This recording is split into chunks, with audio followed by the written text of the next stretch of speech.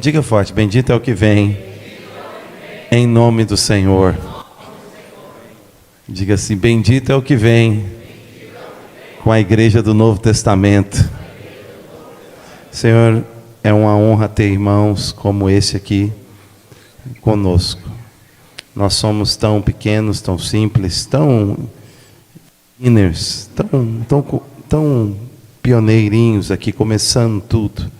E o Senhor nos dá irmãos tão experimentados, tão fiéis, há muitos anos. Irmãos que têm passado não é uma noite inteira esperando no Senhor, é uma vida inteira esperando no Senhor.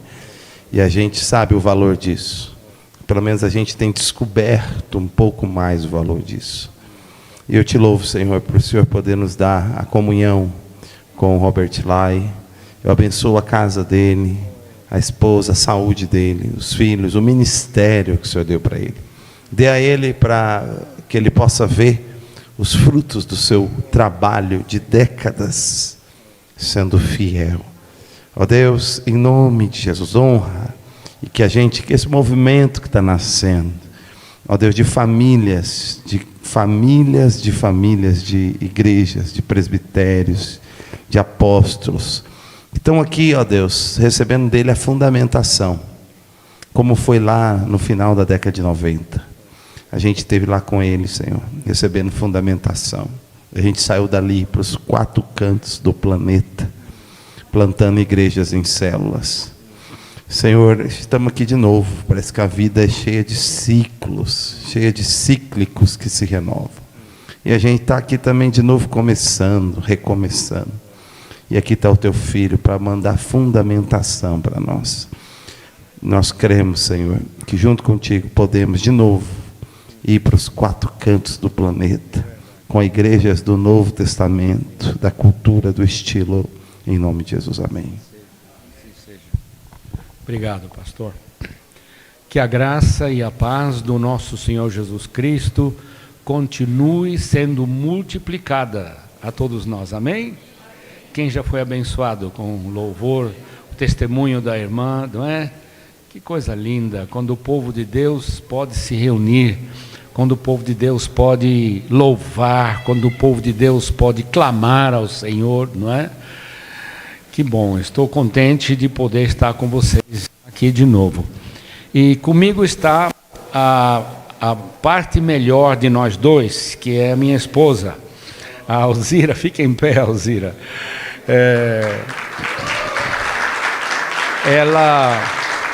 Obrigado. Ela segura a outra ponta da corda, viu? Eu estou numa ponta, ela está na outra. E por 52 anos ela não largou a corda, eu também não larguei. E nós nos conhecemos desde a infância, crescemos na mesma igreja, e as famílias juntas sempre, e a gente olhava um para o outro assim com um olhar um pouco diferenciado, né? E quando a gente brincava de esconde-esconde, a gente ia se esconder junto, né? Então, eu louvo a Deus pela minha companheira que Deus me deu já, e a gente tem 4 filhos, criamos todos eles, temos 3 netos. Eu sempre digo que filhos são uma bênção. Quem concorda comigo que filhos são uma bênção? Amém? Agora eu digo que netos são 2 bênçãos, ou bênção dobrada, não é? Uma bênção quando eles vêm nos visitar e outra bênção quando eles voltam para a casa deles, né?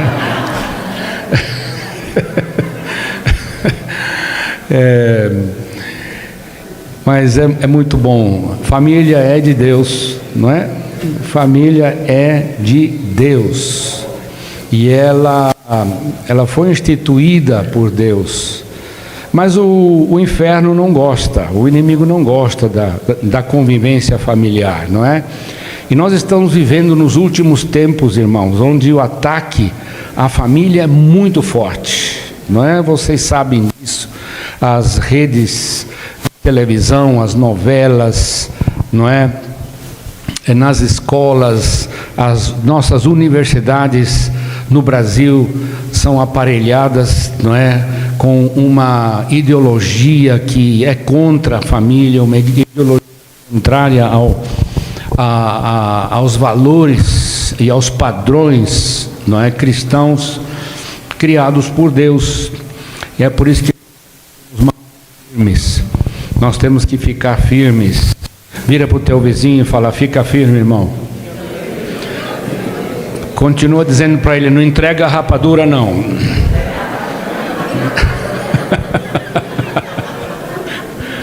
Não pode. A Disneylândia nos Estados Unidos, lá em Orlando, está às turras com o governador Ron DeSantis da Flórida, porque ele é conservador, ele é um homem que honra a palavra de Deus. E a Disneylândia e todos os estúdios, eles entraram nessa onda que a gente chama de onda woke. Não sei se vocês são familiares com esse termo, que quer destruir totalmente os pilares da sociedade, que são a família e a igreja, não é? É uma ideia marxista já de um século e meio atrás, e há essa intenção de destruir. Então, os filmes da Disney, que outrora eram tão inovativos, não é? Hoje...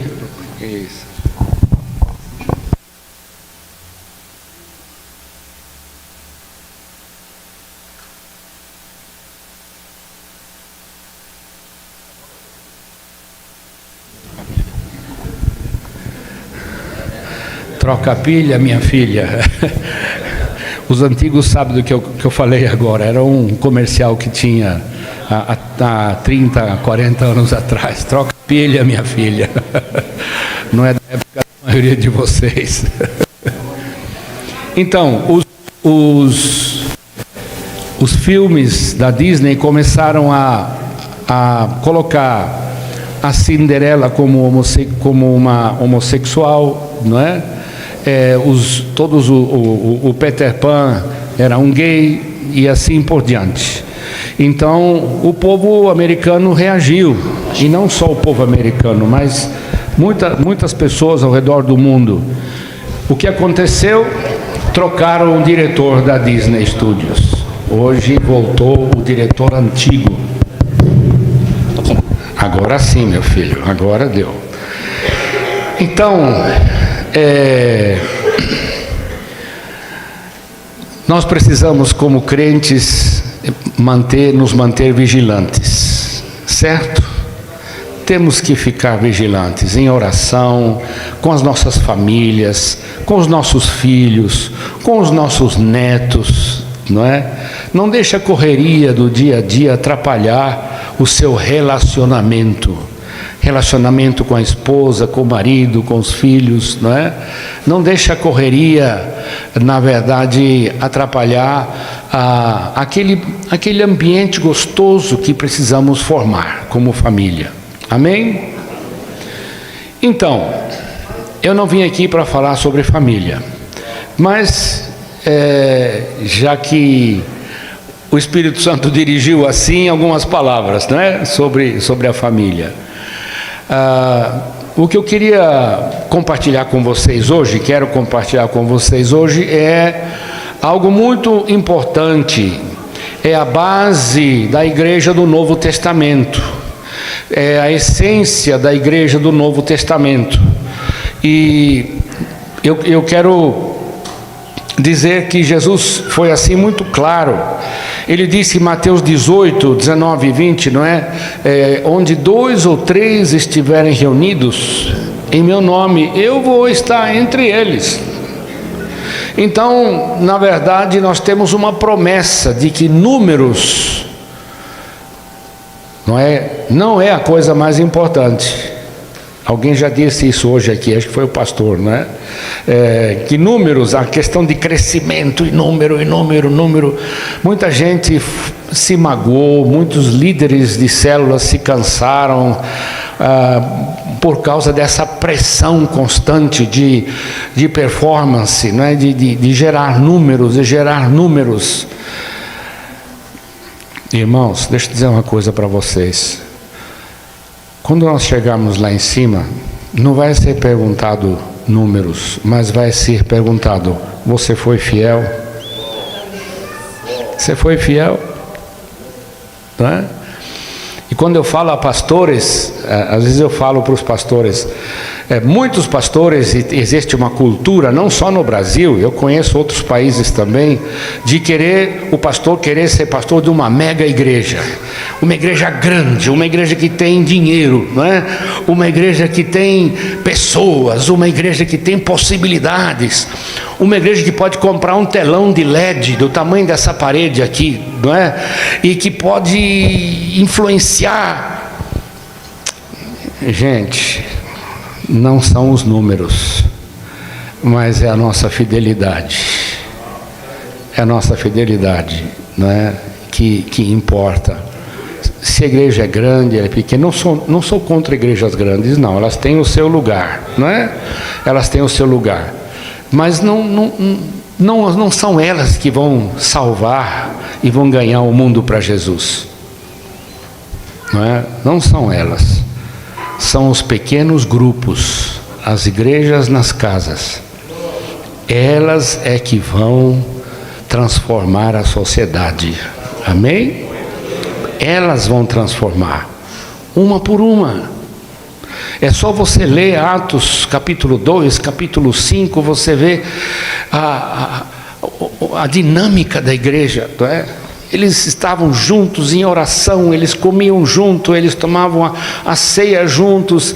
E aí de novo em Atos fala 2 vezes que eles comiam, tomavam as refeições juntos. E eu tenho uma teoria de que existe uma teologia da comida no Novo Testamento, né? Jesus gostava de comer. Jesus era normal, você concorda comigo? Ele era normal, se vestia de maneira normal. E quando tinha festa de casamento, ele já estava lá. Eu creio que ele chegava 2, 3 dias antes para participar do fervo, né? Da preparação, né? E quando alguém convidava ele para ir cear, para almoçar ou jantar na casa dele, ele ia, né? E não só ele ia, mas levava os discípulos também. Porque a comida era uma ferramenta evangelística. E até hoje é, viu, gente? Até hoje é. E quando Jesus não era convidado, ele mesmo se convidava. Não é verdade? O que ele disse para Zaqueu? Zaqueu, desce logo da árvore aí, que eu vou levar você para a churrascaria Boi Gordo. É isso que ele falou? Para onde eu vou levar você? Aliás, para onde você vai me levar? Né? Para a tua casa. Para a tua casa. E Mateus capítulo 9, quando Jesus chama Mateus, outro cobrador de impostos, diz lá no versículo 9 ou 10, que depois de Mateus largar tudo e seguir Jesus, nós vemos no próximo versículo já, Jesus jantando na casa de Mateus. E quem estava lá? Os amigos de Mateus, outros cobradores de impostos. Pessoal, muito importante isso. Eles estavam, e aí diz, não é? Lá em Mateus, de que Jesus estava sentado à mesa com os amigos de Mateus. Como é que qual é a expansão natural de evangelismo? São as amizades. São as amizades.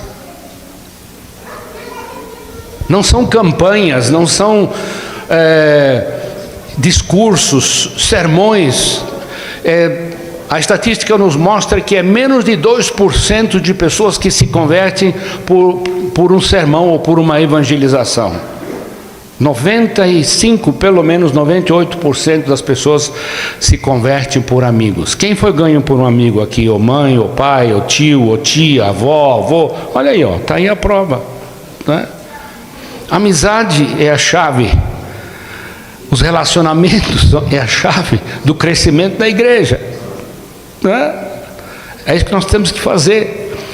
O triste é que quanto mais tempo a pessoa é crente, menos amigo incrédulo ele tem, não é verdade? fica só entre eles.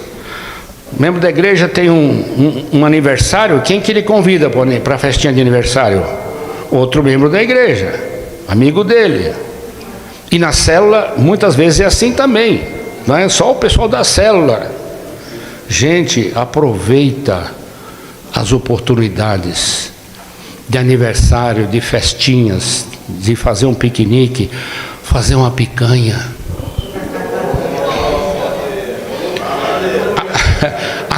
Aquele barulhinho, ó,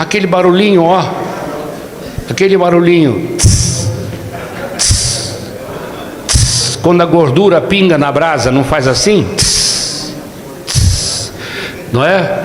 E a gente está queimando um incenso ali, não é? E a fumaça vai subindo como um incenso ao céu, né? Gente, se não tem dinheiro para fazer uma picanha e convidar teu amigo, faz uma pizza, começa a comer, não é? Se não dá para fazer uma pizza, faz pipoca, também começa a comer. E se não der pipoca, dá um pirulito. Mas faça alguma coisa para construir pontes com seus amigos. É o seu campo missionário. O seu campo missionário são os seus relacionamentos. Amém? Então, a igreja do Novo Testamento, como ela é? Ela é, na verdade, uma igreja de duas asas. No seu livro A Segunda Reforma, o Dr. Bill Beckham faz essa parábola de que uma ave para voar precisa de duas asas. Com uma asa não voa, não é? E a igreja do Novo Testamento, ela tinha a asa do grupo pequeno e a asa do grupo grande. Muita gente nega a existência da asa do grupo grande, fica só no grupo pequeno. É uma asa só. Você lê em muitos textos do Novo Testamento reuniões maiores, não é? Enquanto o templo ainda estava em pé, eles se reuniam no pátio do templo para ouvir o ensinamento e a doutrina dos apóstolos, e se reuniam nas suas casas. Então era no pátio do templo para o ensino, e esse é o objetivo do culto, na verdade, é o sermão, é o louvor, a adoração, lógico, mas o sermão, que é o ensino da palavra, que precisa ser colocado em prática depois na célula. Posso chamar célula ou grupo pequeno? Como é que é? Então, para viver na prática depois na célula. Se você tem só o grupo grande, só o culto, onde é que o povo vai pôr em prática a sua vida cristã? Onde é que os dons do Espírito Santo vão poder ser usados por cada crente que tem pelo menos um dom? Só no grupo pequeno, só na célula. Hoje à noite e nesse momento, nós não estamos vivendo uns aos outros, não é verdade?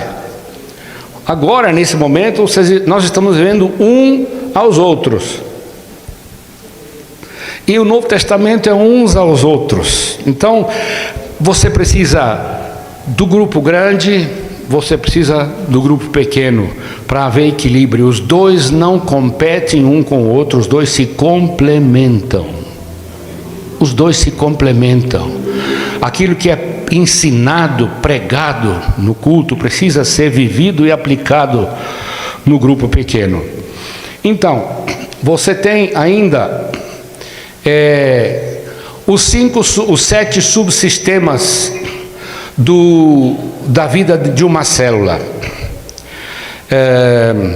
Vocês estão vendo uma mão ali, não é? O Dr. Bill Beckham, quando estava ensinando em Londres, na Inglaterra, ele estava falando sobre esses subsistemas que fazem parte da célula.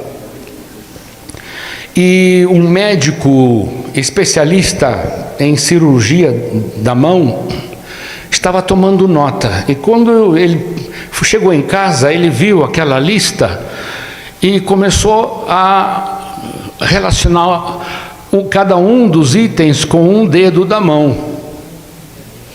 E aí ele apresentou isso no dia seguinte para o Dr. Bill Beckham, falou, está aqui ó, uma ilustração. E a gente usa isso desde 15, 20 anos atrás, porque é tão fácil de recordar. Então você tem na mão o polegar. O polegar é a célula. O polegar é a comunidade de base. O polegar, diz esse médico especialista, ele usa 50% de toda a parte do cérebro destinada aos 5 dedos. 50% é só para o polegar. Tanto é que, veja, o polegar, eu pego essa garrafa com um lado com o polegar e os outros 4 dedos do outro lado. Muito difícil. Você pode perder um dedo, né? Tem gente que perde numa serra, num acidente. Se você perder o polegar, é muito difícil. Por quê? Olha aqui para mim, o polegar se relaciona com todos os outros dedos, ó. Tá vendo? Esse dedo não se relaciona com esse. Esse também não se relaciona com esse. Vocês estão entendendo? Mas todos eles, por isso que a célula é tão importante. É a base. Você não pode viver igreja do Novo Testamento só no grupo grande. Eu chamo de atacado, não é? O grupo grande e o pequeno, é atacado e varejo. Você precisa dos dois. E é no varejo que você vai exercer, não é? O seu ministério. O seu ministério de edificar os irmãos, o seu ministério de cura, o seu ministério, seja lá o que for, o Espírito Santo vai dar a você o ministério, e na célula tem dons suficientes para resolver qualquer pepino da célula, qualquer problema. E é lá na célula que realmente as coisas acontecem.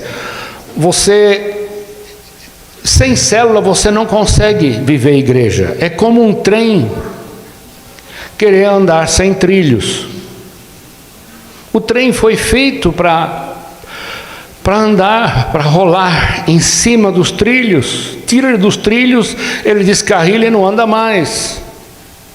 Por isso que a célula é o elemento chave, básico, onde os 5 dons ministeriais, não é?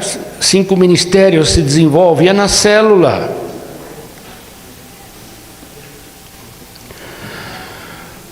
Também temos o próximo dedo, que é o mindinho, o menor dedo, que simboliza o treinamento, o discipulado, o acompanhamento.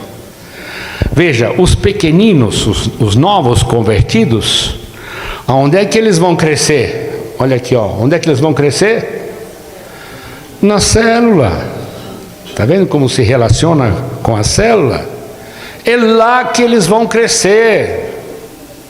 É lógico que eles precisam de alguém que cuide deles, o pai espiritual, não é?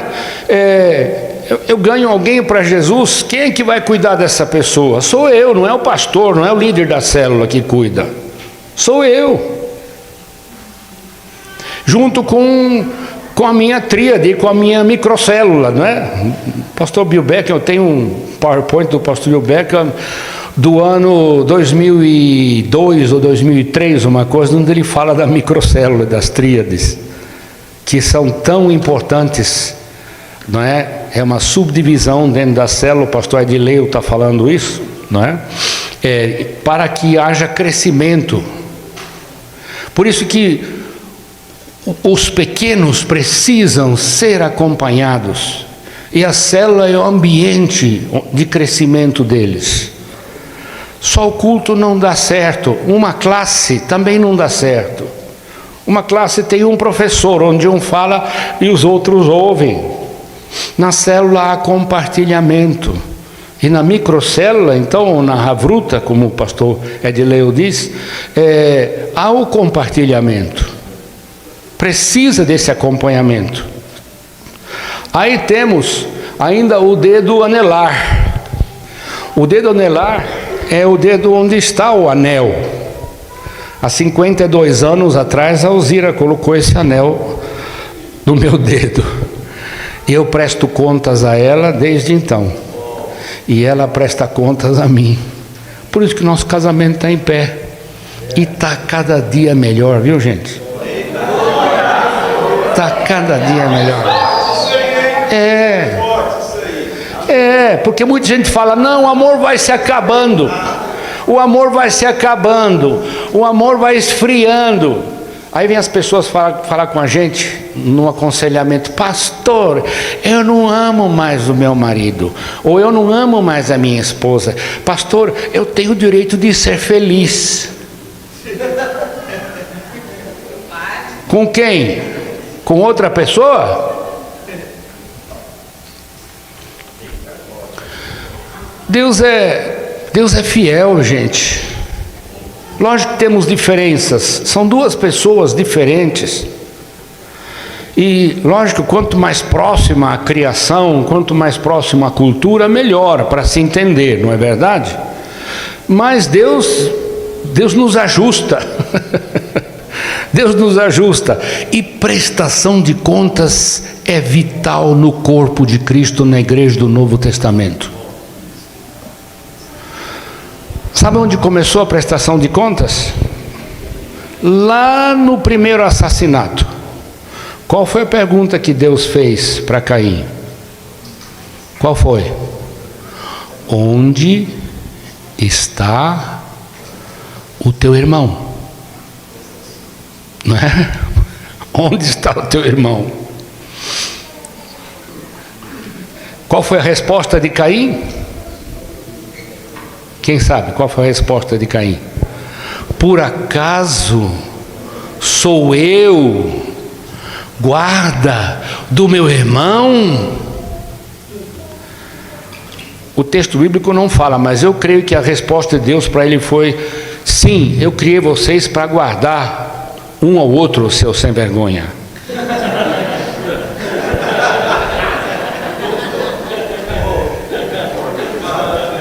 Eu não criei vocês para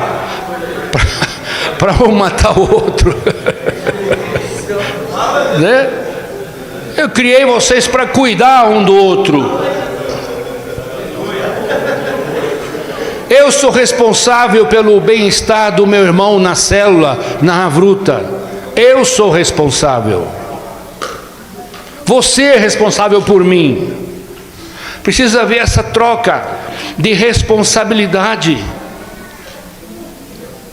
Prestação de contas é muito importante, não é? Qual foi o casal que pagou com a vida quando fez prestação de contas errada? Ananias e Safada, não é? A Safira, desculpa.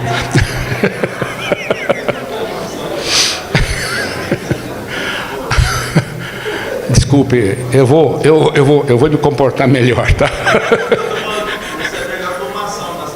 Nas piadas. Então, vocês venderam as terras de vocês por esse preço? Sim. Pum, caiu, morto. Aí veio o outro. Vocês venderam? Sim. Pum, os dois foram para o cemitério. Não é? Por quê? Prestação de contas, minha gente, é muito importante. Quando alguém falta no culto, numa igreja assim, do tamanho dessa de vocês, até dá para perceber, mas numa igreja maior, não se percebe que alguém está faltando, não é verdade? Não se percebe. Agora na célula, sim. Na célula eu faço falta. Você faz falta. Então, é uma coisa que se perdeu. A prestação de contas se perdeu ao longo dos anos. Por quê? Porque a independência, a democracia entrou na igreja. Então você tem na igreja um monte de cristãos independentes, cristãos avulsos. Eu conheço muito cristão avulso. O que é o cristão avulso? Aquele que não quer compromisso. Você conhece gente assim que não quer compromisso? E se apertar ele um pouquinho, ele vai embora.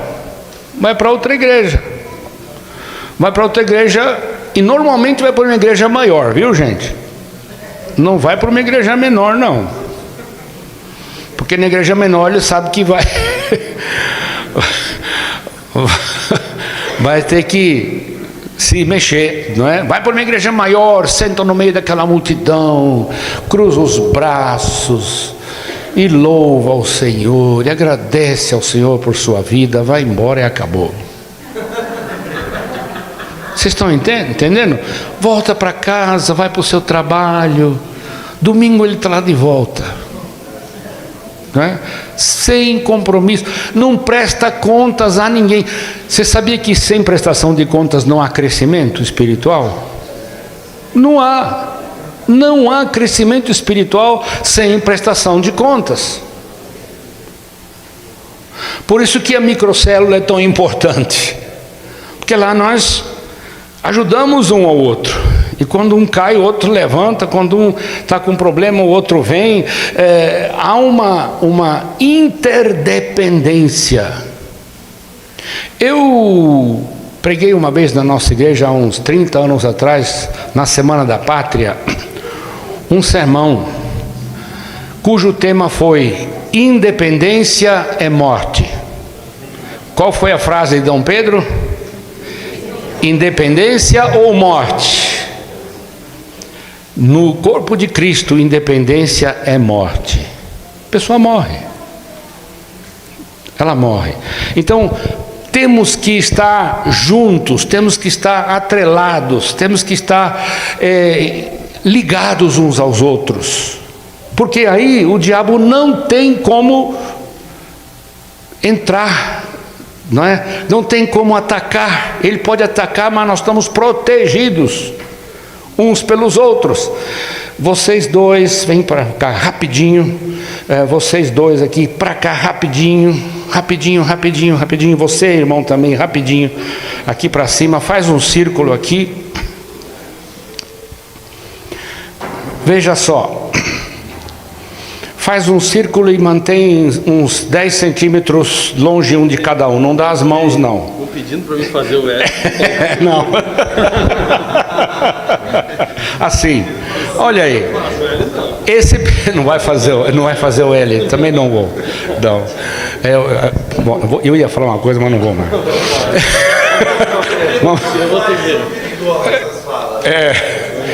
Então, eles aqui estão juntos, mas eles não estão unidos. Porque veja, quando a gente está junto assim, mas não está unido, como um corpo cujos membros estão unidos ao corpo, não é? Você é vulnerável. Eu vou fazer o papel do inimigo aqui. Olha aqui, ó.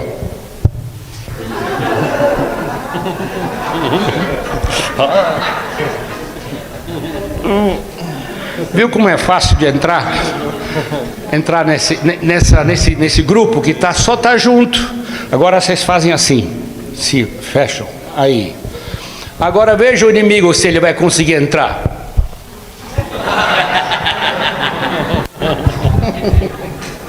Só tá fazendo caciquinha. Obrigado, gente. Obrigado, padre. Um aplauso para Deus.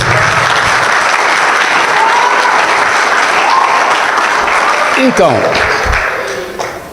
temos que estar juntos, unidos, prestando contas uns aos outros. Quando estamos assim, somos invencíveis. Invencíveis. Aí você tem o dedo... Você tem o dedo mais longo da mão, que é a liderança. Liderança. Também se relaciona com a célula. Você está vendo? Então vamos revisar. A célula o treinamento com os pequeninos, os novos convertidos, a prestação de contas. Aí o pequenino vai crescer através da prestação de contas e participar de uma microcélula e se torna líder. Olha aqui, agora ele cresceu, está vendo? É o dedo mais longo da mão, é liderança. E ele se desenvolve dentro do sistema através da comunhão, através da prestação de contas, através do uns aos outros. Porque nós fomos escolhidos para viver em corpo e edificar. Tem que haver edificação. E o líder é aquele que edifica. O líder, não é ele que vai ministrar. Não é ele, na verdade, que edifica a célula. Quem edifica a célula é o Senhor Jesus que está presente. Amém? E a célula é a igreja por causa da presença, do poder e do propósito do Senhor Jesus que está presente. Amém? Não tem outro jeito. A célula não é igreja porque ela tem um bom líder. Um líder que fez psicologia, imagina. Um líder que é filósofo. Um líder que é teólogo. Não. Na minha experiência de tantos anos, os melhores líderes foram as pessoas mais simples. Você pode crer, viu? Eu lembro de um casal de líderes que tinha 2 máquinas de costura e eles costuravam roupa tradicional, de tradicionalismo gaúcho, não é? Para uma loja aqui em Curitiba. Levaram o dono da loja para Jesus. Por quê? Porque ela estava numa depressão profunda e ele não sabia mais o que fazer. Aí aquela história, mas Jesus sabe. Jesus pode ajudar na depressão, não pode? E a célula deles se multiplicava. No começo vinham pastores para a nossa igreja para ver como é que funciona a célula. Eu mandava para lá. E aí no dia seguinte, né, quando se reunia, eu perguntava, como é que foi lá? Puxa, foi muito jóia. Aí um pastor disse, olha, levou a reunião inteira para a gente descobrir quem era o líder. O melhor líder é aquele que menos fala. Sabe quem são os piores líderes? Que vêm da igreja de programas? E não só de igreja de programas. Não só professores de escola dominical, ou mestres, ou pastores. Eu tive que me controlar, aprender a me controlar, porque eu fui treinado para falar. Não é verdade? Nós fomos treinados para falar. Aí chega na célula, o líder fala assim, opa, o nosso pastor está aqui hoje, ele vai trazer uma mensagem. Vou trazer coisa nenhuma de mensagem. Não vou. Não é? Opa, hoje temos entre nós um irmão esclarecido que conhece as escrituras sagradas. A célula não é um lugar para demonstrar a tua sabedoria das escrituras. E as mulheres então? São as melhores líderes. Não sei, desculpa, de repente aqui não, vocês não aceitam. Ah, é? Lógico, o ideal é o casal, né? Mas olha, pessoal, não importa o seu conhecimento teológico, não importa o seu grau de escolaridade, se você tem 4 anos só de escola, se você fez Mobral. Tem gente, eu conheço na igreja presbiteriana de Manaus, lá no Amazonas, é gente que aprendeu a ler com a Bíblia. Gente que aprendeu a ler com a Bíblia e é líder de célula. Vocês estão entendendo? E se reúne debaixo de uma árvore, na sombra, faz discipulado. Vocês estão entendendo? Então, não é a questão... O líder, ele pode descansar, porque quem edifica é o Senhor Jesus. Amém? O líder não é o edificador mor da célula. Ele é o facilitador.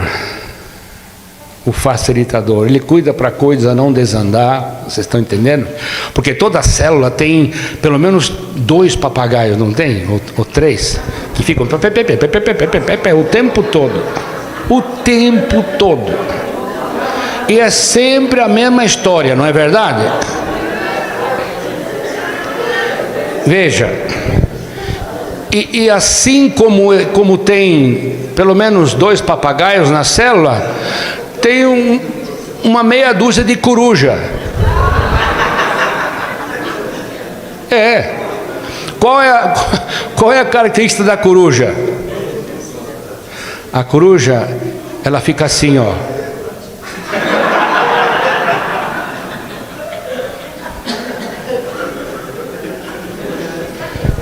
Então, qual é a tarefa do líder?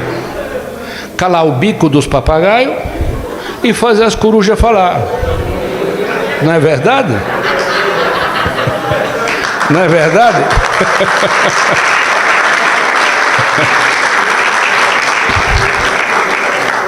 Essa é a função do líder.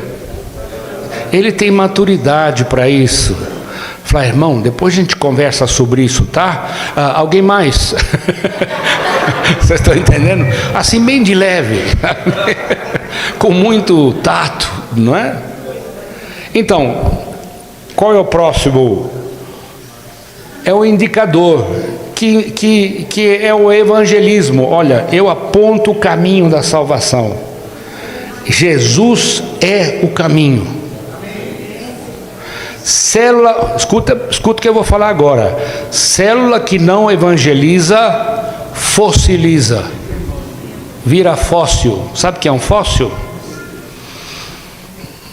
Como diz o mineiro, um trem morto. Fóssil é algo que é petrificado. O evangelismo é parte essencial da célula para que ela possa crescer. E na microcélula, essa é o ensinamento do pastor Ed, é justamente isso. Quando você forma grupos de 2 e 3, eles convidam os seus amigos, faz 4 e multiplica de novo.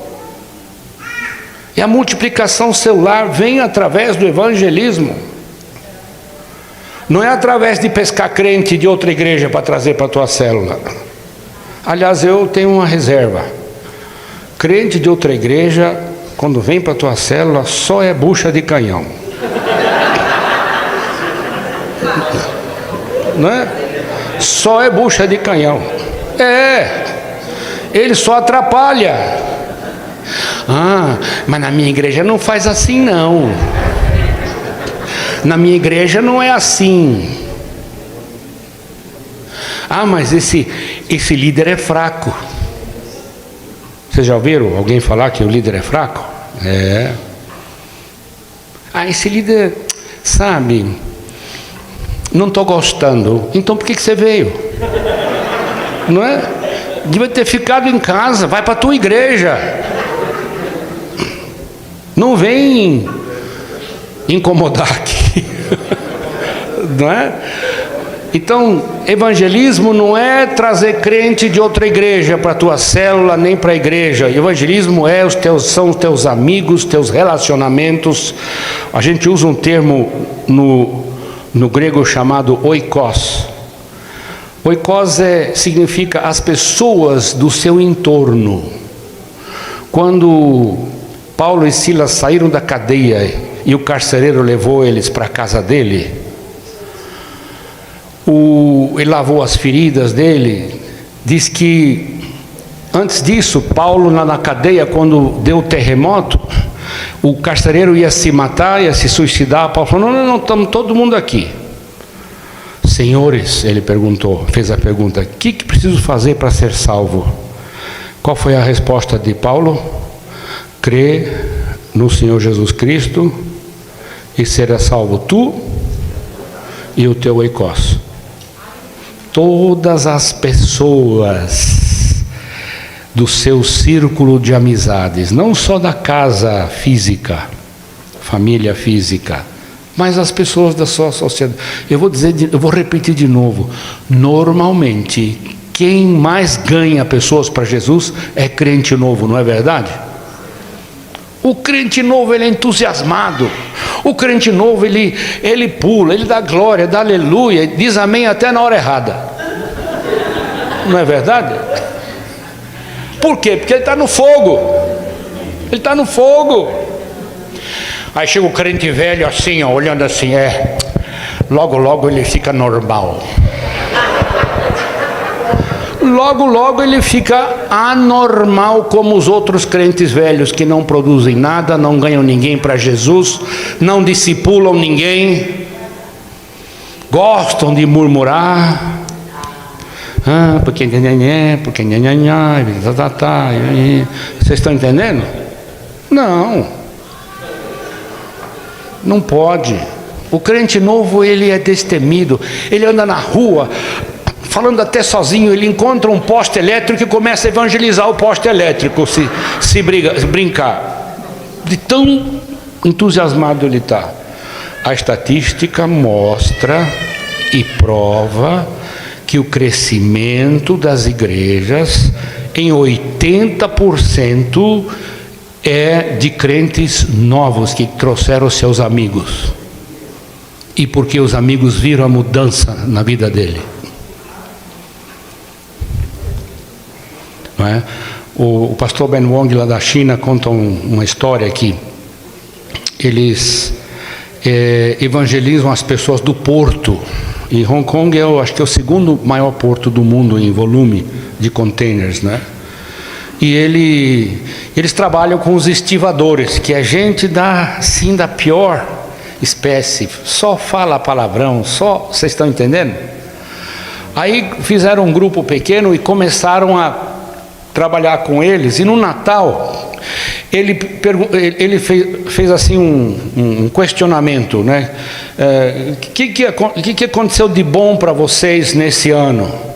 Aí um contou que está melhor da dor nas costas, outro foi curado do joelho, e um deles falou assim: olha, eu melhorei, porque antes eu batia na minha esposa todos os dias, agora eu bato só uma vez por semana. Melhorou ou não melhorou? Melhorou. Nós achamos que a pessoa tem que mudar na hora. Tem gente que muda na hora, mas tem gente que é um processo, né? A conversão é instantânea, mas a santificação é um processo. Então o evangelismo é bom, mas faltam dois ainda.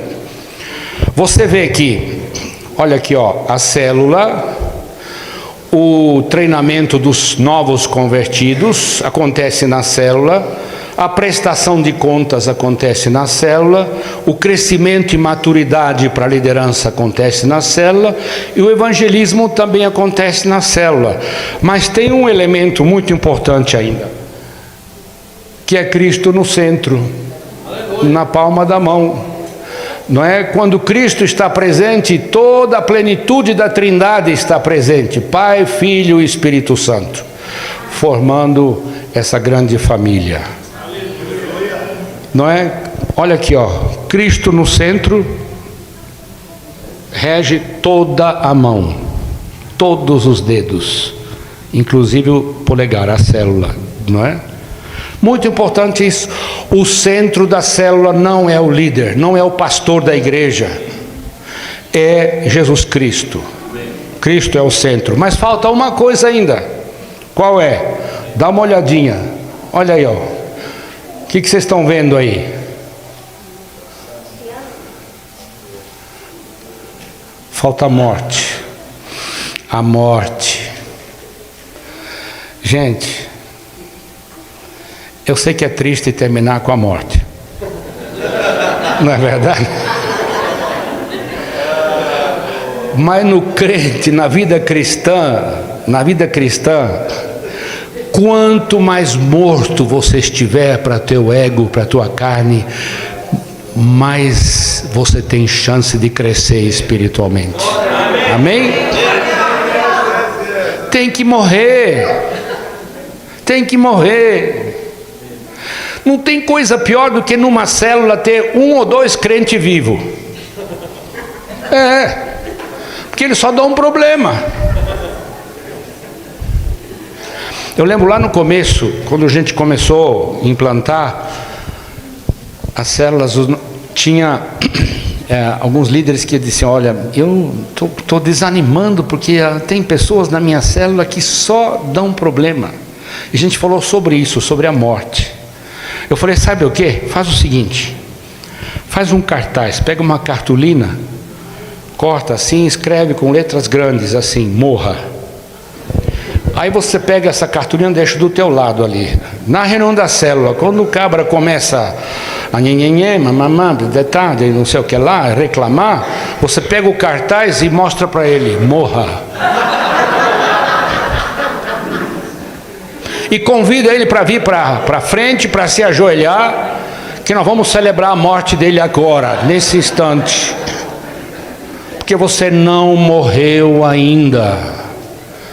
O seu ego está vivo, os seus desejos estão vivos, as suas preferências estão vivas. Nós precisamos morrer para que Ele possa viver em nós, não é isso? Como é que Cristo vai viver dentro de um outro vivo? Tem que morrer. O que é que Paulo diz? Eu fui crucificado com Cristo. Agora já não sou mais eu quem vive, mas é Cristo que vive em mim. Amém? É isso que nós precisamos. Precisamos morrer. Precisamos entregar tudo nas mãos de Deus. A nossa vida, os nossos bens. Eu me criei, meus pais eram como uma espécie, nossa casa como uma espécie de hotel de missionário, lá em São Paulo. E vinha missionário dos Estados Unidos, vinha missionário da Alemanha, da Suíça. E o endereço do meu pai e da minha mãe, não sei como é que chegava nas agências missionárias. E o pessoal desembocava ali, né? E eu cresci sob a influência desse povo que abandonou o seu país. Eu lembro de um engenheiro eletrônico, que trabalhava numa grande companhia na Alemanha, ganhando muito dinheiro, um belo casamento, 2 filhos pequenos, abandonou tudo para trabalhar aqui no Paraná, com a tribo Caingangue, no Rio das Cobras, depois de Guarapuava. Está até hoje no Brasil. Ele morreu para suas aspirações. Tá? Morreu. Os filhos estão na missão. Vocês estão entendendo? Tá? Quando a gente morre, Deus pode fazer alguma coisa de nós. Quando nós estamos vivos, Ele fica esperando. Lá em Apocalipse, quando Ele diz: estou à porta e bato, se alguém abrir a porta, eu vou entrar e vou cear com ele. Por isso que eu acho que tem uma teologia da comida no Novo Testamento. Não é? Jesus vem para cear. Para quem que Ele está falando isso? Para os incrédulos ou para os crentes? Para os crentes. Tem muito crente de porta fechada, minha gente. E Jesus está lá, ó. E está lá de novo. E está de novo. E a pessoa não abre. Não abre. A minha oração é que nessa noite, você e eu possamos entregar totalmente a nossa vida ao Senhor. Eu lembro, falando de novo do meu lar, né? Quantas vezes eu via minha mãe passou pela guerra, Minha avó morreu no campo de concentração dos russos, dos comunistas, não é? Ela não fugiu, ela achou que não ia acontecer nada, tiraram ela da casa dela, no inverno com neve, puseram num campo com arame farpado e lá ela morreu. E minha mãe fugiu com 16 anos, nunca mais viu a sua mãe, lógico, né? Então havia, e meu pai também esteve na guerra, esteve preso, chegou a pesar 48 quilos, um homem do meu tamanho, assim, mais forte ainda. Então eles souberam valorizar a vida, souberam dar valor ao que tinha. E quantas vezes eu vi, não, isso aqui não é nosso não, isso aqui é de Deus. A nossa casa é de Deus. O nosso carro é de Deus. Não é verdade? A nossa conta bancária é de Deus. Cuidado como você administra a sua conta bancária, porque é de Deus. Não é? Não gaste mais do que você ganha, senão Deus vai ficar zangado com você. Muito importante isso.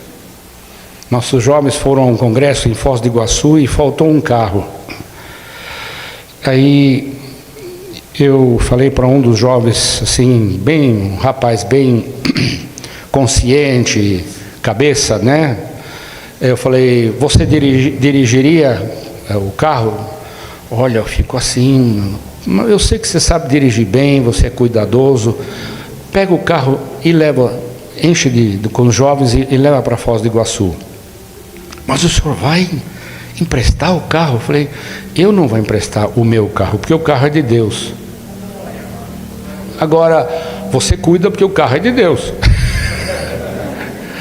Cuida porque o carro é de Deus. Se você fizer alguma coisa errada, você vai ter que responder para Deus. Fui lá, enchi o tanque e eles foram para Foz do Iguaçu e voltaram alegres, agradeceram, me abraçaram. Por quê? Porque não é nosso, minha gente. É nosso? Não, é de Deus. Baixa a sua cabeça para a oração. Senhor Deus, nosso Pai, nós te agradecemos de uma maneira toda especial hoje à noite, pelo teu ensino, por tua palavra. Oh, Paizinho querido, obrigado que o Senhor tem tanta paciência com a gente. Somos pecadores, somos falhos. Muitas vezes te entristecemos, e entristecemos o Espírito Santo que habita em nós. Oh Senhor, hoje à noite queremos renovar a nossa fé, Senhor. Queremos renovar o nosso compromisso com o Senhor. Queremos, Paizinho querido, dizer que o Senhor governa. Por isso oramos com Jesus: venha o teu reino sobre nós, seja feita a tua vontade sobre nós. Que possamos, Senhor, cada vez mais obedecer às tuas ordens, obedecer ao teu comando, obedecer ao teu chamado. Senhor, queremos renovar a nossa decisão de te seguir, Senhor. Queremos renovar, Senhor, o compromisso com o Senhor e com o teu corpo, que é a igreja. Nos usa, Senhor, nos ajuda. Nos ajuda, Pai. Enquanto todos estamos de cabeça baixa, olhos fechados, se você deseja hoje à noite renovar o seu compromisso com Jesus, ou talvez você nunca fez um compromisso, mas se você quer renovar, fique em pé. Você não vai ficar em pé para mim, mas você vai ficar em pé para Deus. Se você desejar renovar esse compromisso, faça isso. Faça isso para Deus, é entre você e Deus. Amém, amém. Mais alguém? Amém, mais alguém? Amém, amém. Mais alguém? Precisamos fazer isso, gente. Precisamos fazer isso. Mais alguém? Amém, amém. Onde tiver gente levantando, eu vou dar oportunidade. Mais alguém? Amém. Deus está vendo vocês. Amém. Queria pedir ao pastor Cleberson que viesse aqui orar pelas pessoas que levantaram e por aquelas que não levantaram, mas querem renovar o seu compromisso também.